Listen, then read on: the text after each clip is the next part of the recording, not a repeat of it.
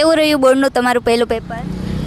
Paper તો બહુ જ ઇઝી હતું અને સરસ હતું. વાંચ્યું તો એને કરતાં પણ સરસ આવ્યું. કયું હતું, કયા વિષયનું હતું આજે? અર્થશાસ્ત્ર. અર્થશાસ્ત્ર હતું.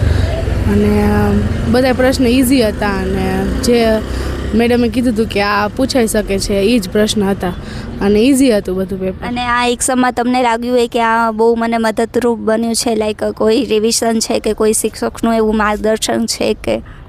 વિદ્યાકુલવાળાનું છે, યુટ્યુબર, એના વિડીયો આવે છે, એના સૂર્યોદય અને એના વિડીયોઝ આવે છે, એ બહુ માહિતી મોટિવેટ કરે છે. અને એને સવારે એક્ઝામની પહેલાં વિડીયો આવે છે સૂર્યોદય, એમાં મોસ્ટ આઈએમપી ક્વેશ્ચન આવે છે, એ જ પૂછાણા હતા જ વખતે બધા જ.